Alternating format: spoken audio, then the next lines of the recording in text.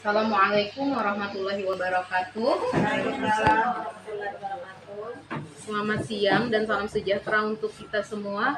Alhamdulillah di siang yang cukup cerah ini kita dapat berkumpul kembali pada acara diseminasi budaya positif di SD Negeri 8 Lanjas yang dipaparkan oleh Ibu Endang Sundari SPDI, calon guru penggerak angkatan 11. Pertama-tama marilah kita buka acara ini dengan mengucapkan basmalah. Selanjutnya yang kedua yaitu doa. Marilah kita berdoa menurut agama dan kepercayaan kita masing-masing agar kegiatan kita pada hari ini bernilai ibadah dan bermanfaat. Berdoa dimulai.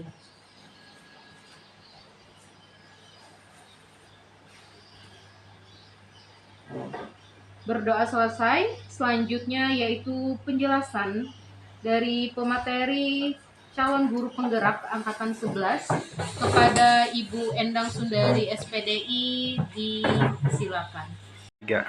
Assalamualaikum warahmatullahi wabarakatuh. Selamat siang Bapak-Bapak, Ibu guru di SDN 8 Lanjas. Terima kasih kepada Ibu Nisa sebagai pembawa acara untuk mempersilahkan saya untuk mempresentasikan diseminasi budaya positif di SDN 8 Lanjas. Baiklah Bapak Ibu guru, mari kita lihat kepada layar, yaitu yang pertama budaya positif. Kita lihat apa pengertian dari budaya positif. Budaya positif adalah seperangkat nilai, norma, dan berperilaku yang menciptakan lingkungan yang sehat, mendukung dan mendorong pertumbuhan individu serta kelompok. Ini adalah suasana di mana setiap orang merasa dihargai, dihormati, dan memiliki kesempatan untuk berkontribusi secara positif. Budaya positif berfokus pada kekuatan, keberhasilan, dan potensi yang ada pada kesalahan. Nah, budaya positif ini bisa kita terapkan di lingkungan sekolah kita, lingkungan kelas, kesepakatan kelas itu kerjasama, yaitu mereka saling bekerja sama dan kelompok, saling membantu dan berbagi ide. Nah, teori motivasi, hukuman dan penghargaan serta restitusi. Nah, mari kita lihat pengertiannya. Hukuman dan penghargaan. Hukuman adalah konsekuensi negatif, artinya hukuman itu bersifat negatif yang diberikan sebagai respon terhadap perilaku yang tidak diinginkan. Ternyata hukuman dapat kurang efektif dalam jangka pendek untuk menentukan perilaku yang tidak diinginkan, namun dapat memiliki efek samping negatif seperti rasa takut, rendah diri, dan penurunan motivasi intrinsik. Sedangkan kita lihat penghargaan, apa sih maksud penghargaan? Penghargaan adalah pemberian sesuatu yang bernilai sebagai respon terhadap perilaku yang diinginkan. Misalnya, penghargaan dapat meningkatkan motivasi ekstrinsik. Namun, jika terlalu bergantung pada penghargaan, siswa mungkin kehilangan motivasi intrinsiknya. Artinya, mereka ingin selalu dihargai di luar itu. Sedangkan, yang paling tujuan kita bersama adalah meningkatkan motivasi intrinsik atau motivasi dari dalam diri siswa itu sendiri. Kemudian, restitusi. Restitusi adalah proses perbaikan kesalahan yang telah dilakukan. Konsep ini lebih berfokus pada pembelajaran dan perbaikan daripada hukuman. Artinya, apabila siswa kita melakukan kesalahan, maka lebih baik kita melakukan restitusi. Artinya, kita lagi fokus pada perbaikan diri siswa tersebut daripada memberikan suatu hukuman. Tujuannya adalah membantu siswa memahami dari tindakan mereka, itu tujuan dari restitusi. Kemudian siswa itu merasa bertanggung jawab atas kesalahan sehingga mencari solusi untuk memperbaiki situasi tersebut. Nah, di sini ada segitiga restitusi yang bisa kita terapkan apabila siswa kita mengalami kesalahan. Segitiga restitusi adalah sebuah konsep dalam disiplin positif yang menggunakan untuk membantu seseorang, terutama anak-anak, memahami dan belajar dari kesalahan mereka. Alih-alihnya hanya memberikan hukuman segitiga restitusi, mengajak individu untuk merenungkan tindakan mereka, mengakui kesalahan, dan mencari cara untuk memperbaiki situasi. Artinya segitiga restitusi adalah jalan atau metode kita untuk memperbaiki kesalahan anak menjadi suatu jalan solusi yang terbaik. Apa tujuan dari restitusi? Yaitu pertama, membantu individu memahami dampak dari tindakan mereka. Kemudian kedua, mendorong mereka bertanggung jawab dan empati. Keempat, membangun karakter yang kuat. Dan kelima, memperbaiki hubungan yang mungkin rusak akibat kesalahan. 3 langkah utama dalam segi 3 restitusi adalah: 1, menstabilkan identitas. Yaitu apa yang kita lakukan, di mana seorang guru meyakinkan individu bahwa mereka tidak buruk karena melakukan kesalahan tersebut. Kita semua berbuat kesalahan dan itu adalah bagian dari proses belajar. Kemudian kedua adalah validasi tindakan. Apa yang kita lakukan, yaitu kita mengakui bahwa tindakan yang dilakukan memang salah, namun kita juga mencoba memahami alasan di balik tindakan tersebut. Artinya siswa tersebut salah. Nah, di sini kita harus memahami alasan apa yang mereka lakukan sehingga melakukan perbuatan tersebut. Yang ketiga adalah menanyakan keyakinan. Nah, langkah ini adalah langkah terakhir yang dilakukan oleh guru, adalah mengajak individu untuk merenungkan nilai-nilai dan keyakinan yang mendasari tindakan mereka. Dengan begitu mereka dapat belajar dari kesalahan dan membuat pilihan yang lebih baik di masa depan. Terima kasih. Nah, Bapak Ibu guru, dari penjelasan saya tadi, silakan mungkin ada yang ingin ditanyakan. Baiklah. Kesalahan. Segitiga restitusi adalah sebuah konsep dalam disiplin positif yang menggunakan untuk membantu seseorang, terutama anak-anak, memahami dan belajar dari kesalahan mereka. Alih-alihnya hanya memberikan hukuman segitiga restitusi, mengajak individu untuk merenungkan tindakan mereka, mengakui kesalahan dan mencari cara untuk memperbaiki situasi. Artinya segitiga restitusi adalah jalan atau metode kita untuk memperbaiki kesalahan anak menjadi suatu jalan solusi yang terbaik. Apa tujuan dari restitusi? Yaitu pertama, membantu individu memahami dampak dari tindakan mereka. Kemudian kedua, mendorong mereka bertanggung jawab dan empati. Keempat, membangun karakter yang kuat. Dan kelima, memperbaiki hubungan yang mungkin rusak akibat kesalahan. 3 langkah utama dalam segi 3 restitusi adalah: 1, menstabilkan identitas. Yaitu apa yang kita lakukan, di mana seorang guru meyakinkan individu bahwa mereka tidak buruk karena melakukan kesalahan tersebut. Kita semua berbuat kesalahan dan itu adalah bagian dari proses belajar. Kemudian kedua adalah validasi tindakan. Apa yang kita lakukan, yaitu kita mengakui bahwa tindakan yang dilakukan memang salah, namun kita juga mencoba memahami alasan di balik tindakan tersebut. Artinya siswa tersebut salah. Nah, di sini kita harus memahami alasan apa yang mereka lakukan sehingga melakukan perbuatan tersebut. Yang ketiga adalah menanyakan keyakinan. Nah, langkah ini adalah langkah terakhir yang dilakukan oleh guru, adalah mengajak individu untuk merenungkan nilai-nilai dan keyakinan yang mendasari tindakan mereka. Dengan begitu mereka dapat belajar dari kesalahan dan membuat pilihan yang lebih baik di masa depan. Terima kasih. Nah, Bapak Ibu guru, dari penjelasan saya tadi, silakan mungkin ada yang ingin ditanyakan. Baiklah. Memilih positif yang tepat, kemudian saling menghormati dan meningkatkan disiplin kelas. Kemudian guru dapat menciptakan lingkungan belajar yang kondusif dan mendorong untuk siswa berperilaku baik. Nah, di sini ada 5 kebutuhan dasar manusia. Nah, kita harus memahami kebutuhan apa sih yang diinginkan oleh murid kita ini. Yaitu pertama, ini untuk menyeluruh, yaitu manusia termasuk guru dan siswa. Yaitu yang pertama adalah kebutuhan untuk bertahan hidup. Kedua, kebutuhan kasih sayang. Ketiga, kebebasan. Dan keempat, kesenangan. Dan kelima, penguasaan. Kebutuhan-kebutuhan ini juga berlaku pada siswa-siswa kita. Dalam memahami ini, guru sangat penting untuk menciptakan lingkungan belajar yang efektif dan kondusif. Penerapan dalam konteks pendidikan, memahami 5 kebutuhan dasar manusia ini dapat membangun atau dapat membantu guru untuk pertama, menciptakan lingkungan belajar yang positif dan mendukung. Yaitu guru dapat menciptakan kelas yang hangat, aman, dan menyenangkan. yang memenuhi kebutuhan peserta didik. Kedua, memberikan kesempatan bagi siswa untuk merasa kompeten. Artinya guru dapat merancang tugas-tugas yang menantang dan merealistis agar siswa merasa berhasil dan merasa puas. Keempat, memberikan siswa pilihan. Guru dapat memberikan siswa pilihan dalam tugas atau proyek. Keempat, membangun hubungan yang positif dengan siswa.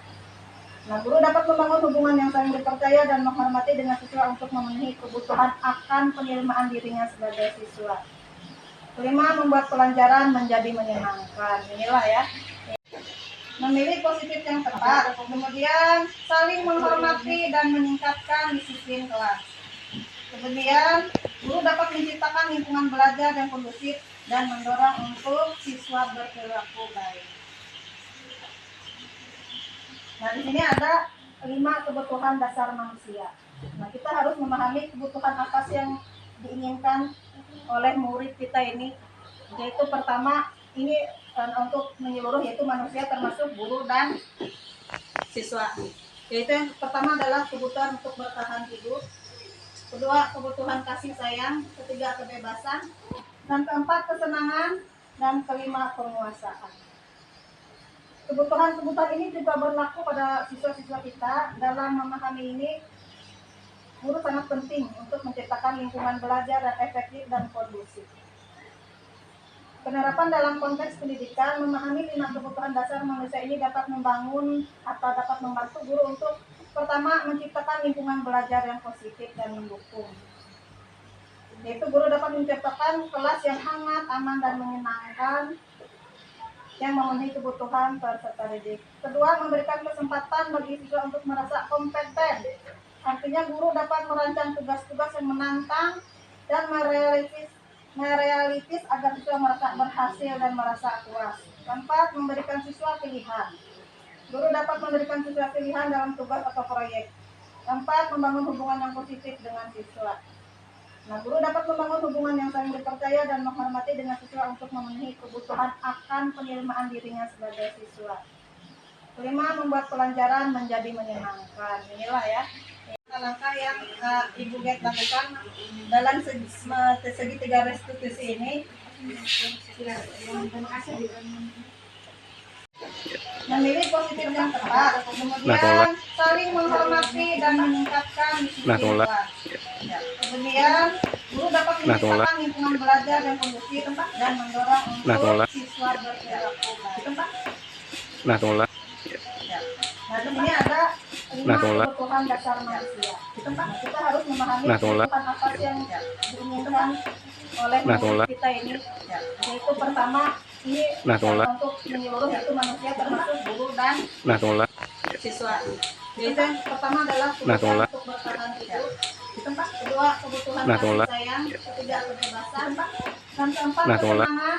Dan kelima, penguasaan. Kebutuhan-kebutuhan ini juga berlaku pada siswa kita. Dalam memahami ini, guru sangat penting untuk menciptakan lingkungan belajar yang efektif dan kondusif. Penerapan dalam konteks pendidikan, memahami 5 kebutuhan dasar manusia ini dapat membangun atau dapat membantu guru untuk pertama, menciptakan lingkungan belajar yang positif dan mendukung. Di tempat itu guru dapat menciptakan kelas yang hangat, aman, dan menyenangkan yang memenuhi kebutuhan peserta didik. Kedua, memberikan kesempatan bagi siswa untuk merasa kompeten. Artinya guru dapat merancang tugas-tugas yang menantang dan merealistis agar siswa merasa berhasil dan merasa puas. Keempat, memberikan siswa pilihan. Guru dapat memberikan siswa pilihan dalam tugas atau proyek. Keempat, membangun hubungan yang positif dengan siswa. Nah, guru dapat membangun hubungan yang saling dipercaya dan menghormati dengan siswa untuk memenuhi kebutuhan akan penerimaan dirinya sebagai siswa. Kelima, membuat pelajaran menjadi menyenangkan. Inilah ya pada kesalahan. Nah, budaya positif ini bisa kita terapkan di lingkungan sekolah kita, lingkungan kelas, lingkungan oleh 11 dosen. Konsep ini bertujuan untuk membantu guru memahami berbagai peran yang dapat mereka ambil dalam mengelola perilaku siswa di kelas.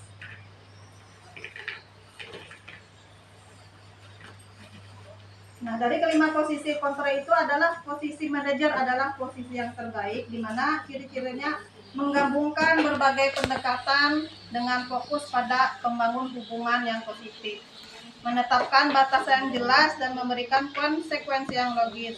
Contohnya, misalnya guru memberikan pujian atas perilaku yang baik, kemudian membantu siswa memahami akibat dari tindakan mereka, dan bekerja sama dengan siswa untuk menemukan solusinya. Kemudian dampak apa yang terjadi saat kita atau saat seorang guru menetapkan dirinya sebagai manajer adalah siswa tersebut merasa lebih dihargai, siswa merasa lebih bertanggung jawab dan lebih termotivasi untuk belajar. Mengapa posisi kontrol ini penting kita pahami dan kita praktekkan? Bu. Ya, silakan Bu Bet. Iya, terima kasih Bu.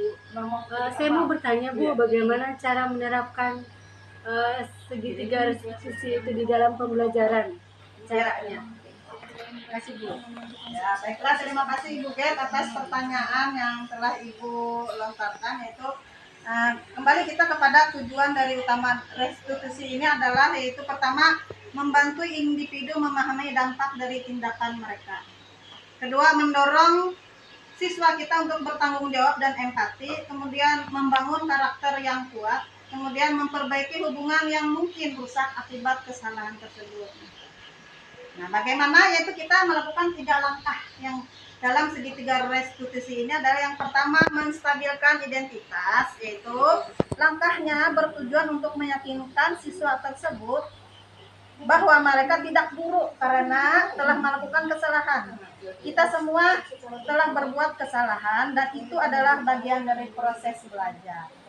Nah, setelah itu kita validasi tindakan yang salah, yaitu pada tahap ini kita mengakui bahwa tindakan yang dilakukan memang salah, namun kita juga mencoba memahami alasan dibalik tindakan tersebut. Jadi kita menanyakan kepada siswa, kenapa Anda melakukan kesalahan ini? Nah, mereka mungkin mempunyai suatu alasan tertentu sehingga kesalahan tersebut bukan suatu hal buruk yang dilakukan, ya.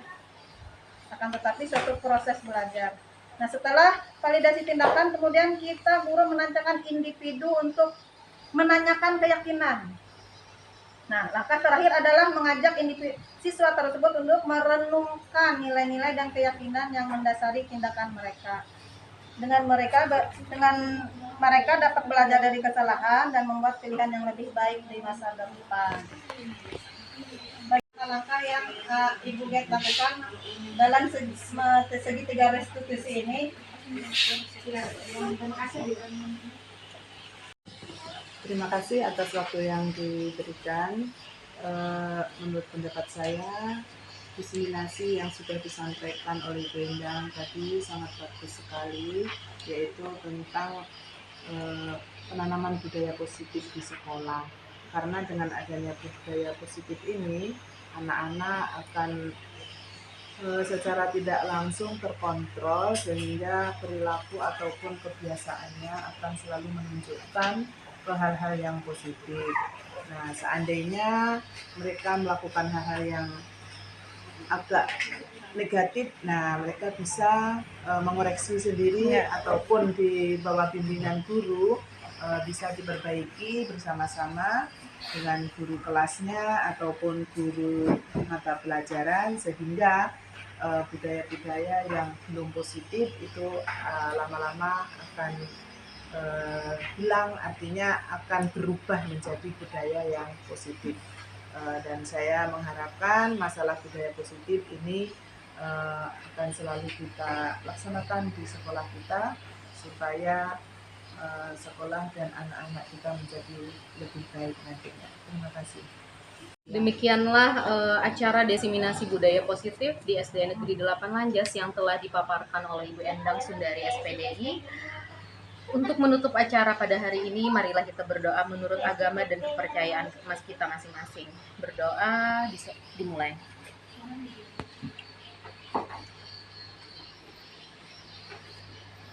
Berdoa selesai. Wabillahi taufiq wal hidayah. Wassalamualaikum warahmatullahi wabarakatuh.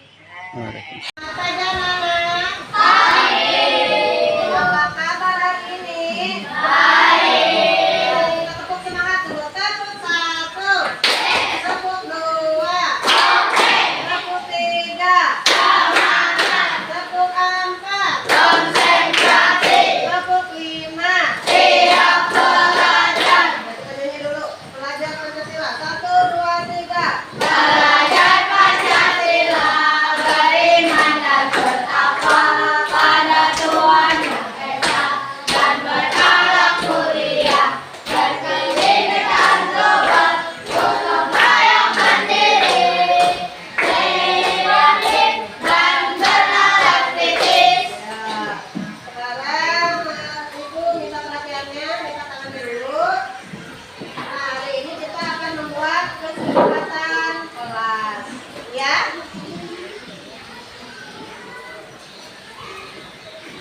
Nah, hari ini kita akan membuat kesepakatan kelas yang akan kalian tulis masing-masing. Artinya kalian akan membuat seperti apa sih kelas impian itu? Nah, sekarang tugas kalian adalah menuliskan di kertas ini dan menempelkannya di depan papan tulis seperti apa kelas impian yang kalian inginkan. Sudah paham? Nah, tolong bagikan. Ya, tolong bagikan ke teman-teman. Nah, sekarang kalian tuliskan kelas kalian maunya seperti apa impiannya. Nanti kalian tempelkan ke papan tulis.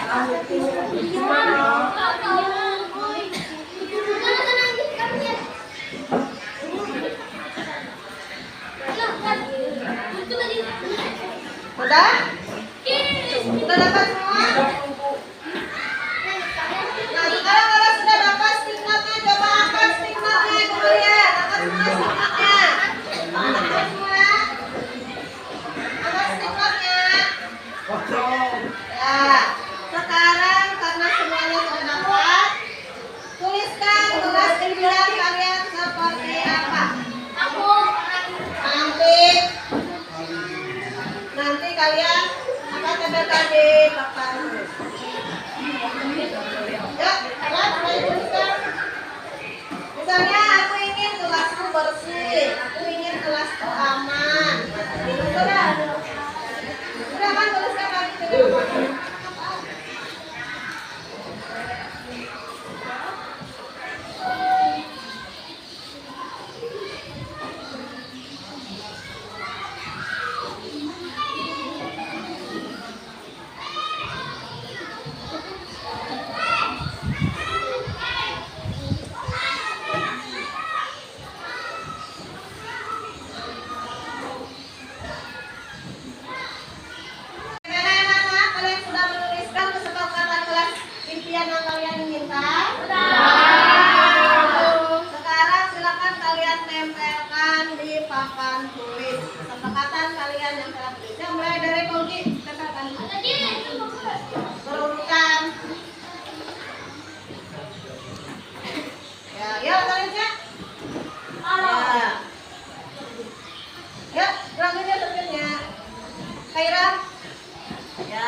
Boleh memulai ya, lanjutkan.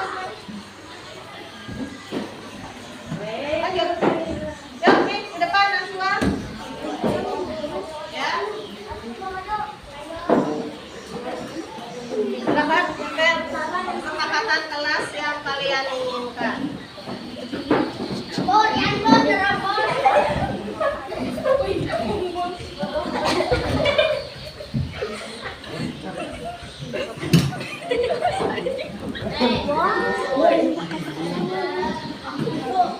Ya, pelan-pelan nempelnya yang sudah silakan kembali. Yang mana lagi yang ya.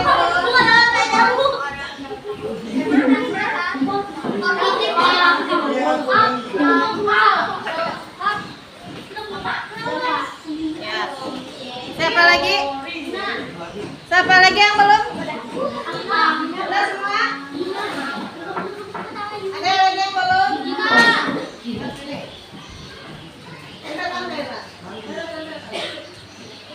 Ayo, sudah? Sudah?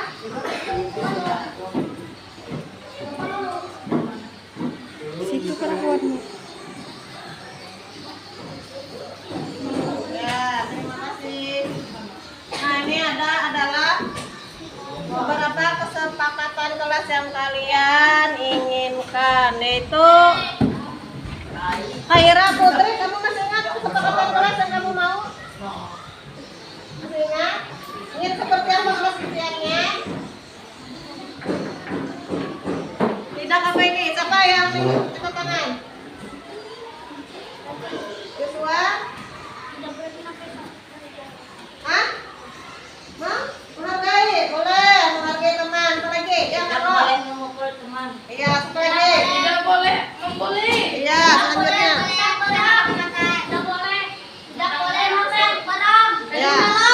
Iya, saling menolong. Apa lagi? Main sampai saat belajar.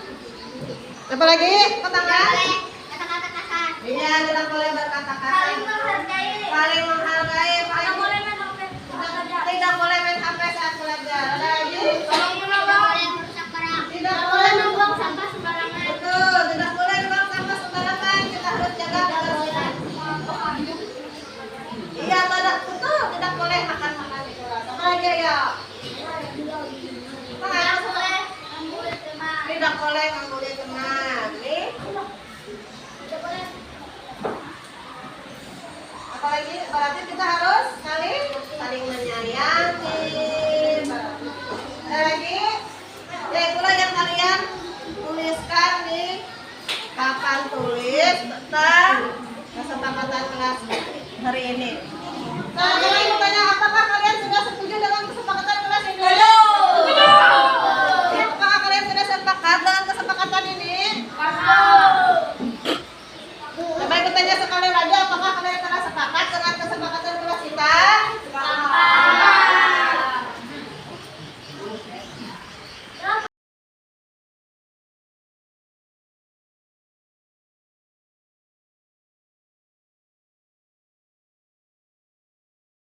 Saya kelas 6 dari STN 8 Saya membuat keyakinan kelas sangat senang sekali. Penting untuk membuat kami disiplin. Untuk membuat kami lebih bertanggung jawab.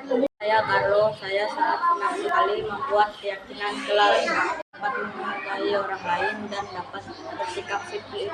Penting untuk kami membantu menghargai teman. Nama saya Nazila Nur Afifah, kelas 6. Saya senang membuat kesepakatan kelas. Kesepakatan kelas sangat penting dilakukan agar kami saling menghormati, bertanggung jawab, dan disiplin. Kesepakatan kelas sangat penting dilakukan agar kami saling menghormati, bertanggung jawab, dan disiplin.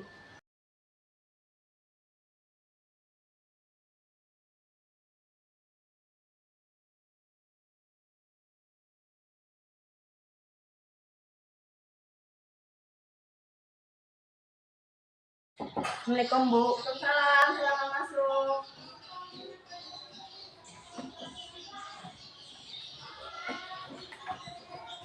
Selamat pagi Juju. Pagi Bu, apa kabar? Baik, Bu. Juju, kamu sering terlambat sekolah ya? Iya, Bu. Menurut kamu berapa kali kamu sudah terlambat ke sekolah? Sudah 5 kali, Bu. Sering terlambat itu kesalahan bukan? Iya, Bu. Baik, Juju, berbuat kesalahan itu wajar. Setiap orang pasti berbuat kesalahan. Tapi yang terpenting kita bisa belajar dari kesalahan tersebut dan berusaha memperbaikinya. Apakah kamu setuju? Setuju, Bu. Nah, mari Juju kita cari solusinya bersama. Juju sering terlambat ke sekolah, kenapa sih? Saya sering begadang bermain HP, Bu. Oh, jadi begitu. Kamu tahu kan keyakinan kelas yang kita sepakati? Tahu, Bu. Kalau terlambat ke sekolah sesuai dengan keyakinan kelas kita apa tidak? Tidak, Bu. Menurut keyakinan kelas, apa yang salah dan telah kamu langgar? Disiplin, Bu. Iya, menurut kamu disiplin itu penting apa tidak untuk kamu?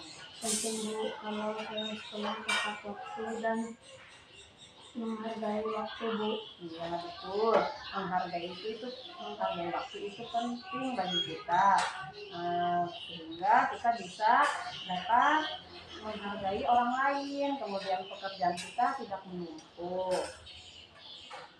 Ya, Bu, saya menyesal karena sering terlambat. Maafkan saya, Bu. Iya betul, sikap kamu meminta maaf itu sudah betul.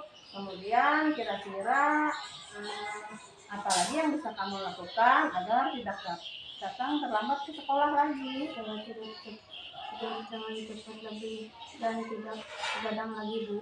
Baik, nah Juju nanti ibu dan orang tua kamu akan bekerja sama untuk mengatasi masalah kamu.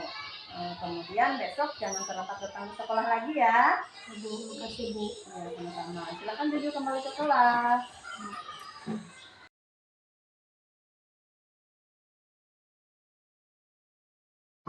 Assalamualaikum, Bu. Waalaikumsalam. Silakan masuk.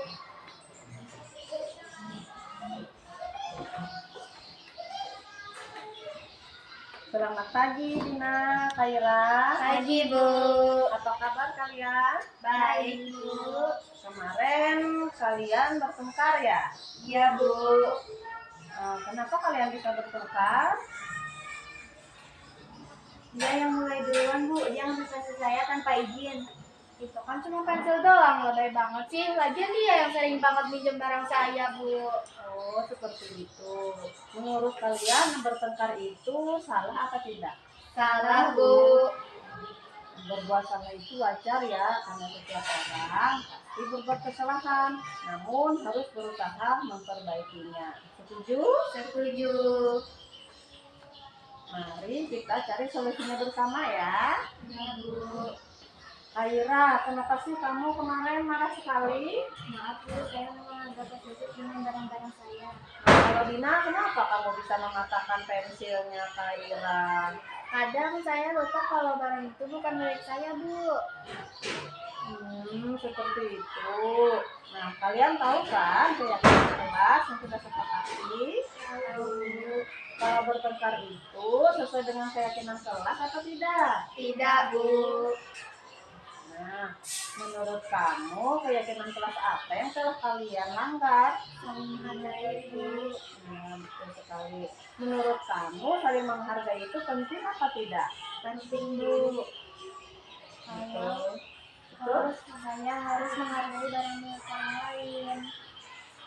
Ya Bu, saya menyesal karena bertengkar. Kami minta maaf Bu.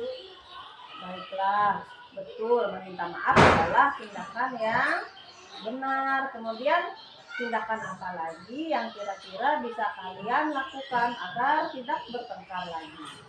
Minta izin Bu meminjam pensil. Kalau Kaira, Meminjam pensil kepada teman yang membutuhkan. baiklah, anak-anakku kalian sudah mengerti tentang sikap saling menghargai. Sekarang silakan bersalaman. Ya, jangan diulang lagi ya kesalahannya. Iya Nah, Bu. terima kasih. Silakan kembali ke kelas kalian. Terima kasih Bu. Ya, silakan.